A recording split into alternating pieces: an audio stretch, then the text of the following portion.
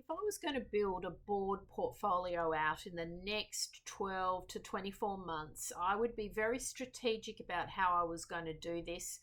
And I do, in fact, plan to have a board portfolio, but probably when I sort of hit the 60 plus mark, I'm not quite ready to go down that pathway full time because I have a lot of business interests. But let's just hypothetically say for one moment I was going to go down this pathway. First and foremost, I'd make sure I was serving on at least two or three what I call stepping stone board seats. Now, that might be a not for profit, that might be an industry board or a charity, but more likely for me, because of my entrepreneurial background, I'm going to be serving in that early stage, high potential business community, probably as the chair of the advisory board.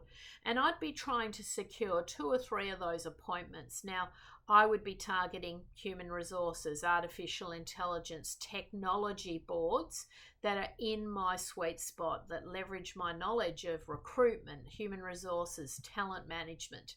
That to me is where I add a lot of value. That's where I can instantly open doors and activate my business network. And I would be trying to secure a chair of the advisory board type appointment because that would give me the cachet, put that on the CV, and it will bring me into contact with chairs of other organisations, enable me to approach maybe the private equity, venture capital markets effectively. Those companies are usually raising capital. I might become an angel investor in those businesses, and so I'll leverage all of those elements when I try to negotiate my contracts. So I'd have at least two or three of those appointments. And then I'd move to my next quadrant. So, they're my early stage high potential businesses. They're advisory board seats, they're quasi mentoring gigs. That's okay. I'm very happy with that. I would then move to the next phase, which is looking at those higher profile private equity venture capital backed transactions. They will be larger businesses that have probably gone through Series A and maybe are moving towards Series B and Series C. And again, I'd be trying to leverage my networks, my connections, my ability to raise capital, my ability to invest to secure those appointments. Then I might look for something a little bit different. I might do an anchor appointment with maybe Vistage or the CEO Institute or one of those kind of syndicate style groups, because that gives me a home, that gives me a base where I could sort of operate from and secure a chair of a syndicate, build a syndicate up, and that syndicate might go on to last many years, and it gives me an annuity stream.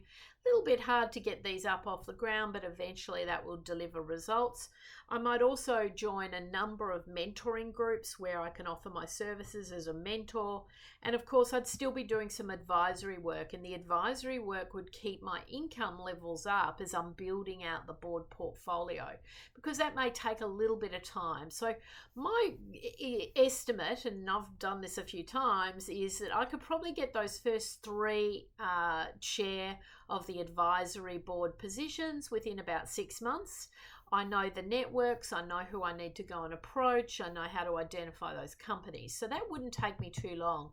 And then in the next 6 months, I think I could definitely pick up at least one or two private equity backed vehicles. And then obviously mentoring, advisory work could then start to augment.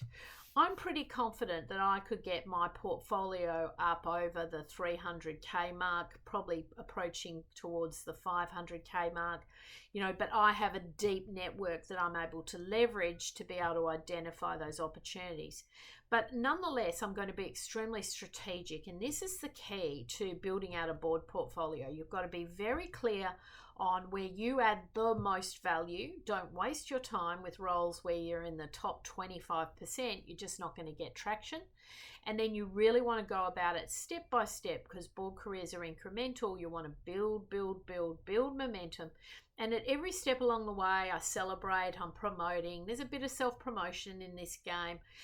But don't be afraid of that, because that's important to get your name out there so people start to recognize that you're adding value to boardrooms and are an attractive candidate for other roles and opportunities. If I did that in 12 months, in the second year, my life's going to to be dramatically easier because that ecosystem is going to start to deliver results, connections, other opportunities will start to flow through. I would still do another year of business development, but it won't be anywhere near as hard as the first year. So think about that when you're building out your board portfolio. Of course, it's always a lot easier if you're working with a partner who's going to open those doors for you. So book into my diary for a complimentary board portfolio assessment. What could we do to develop your board portfolio in the next 12 months?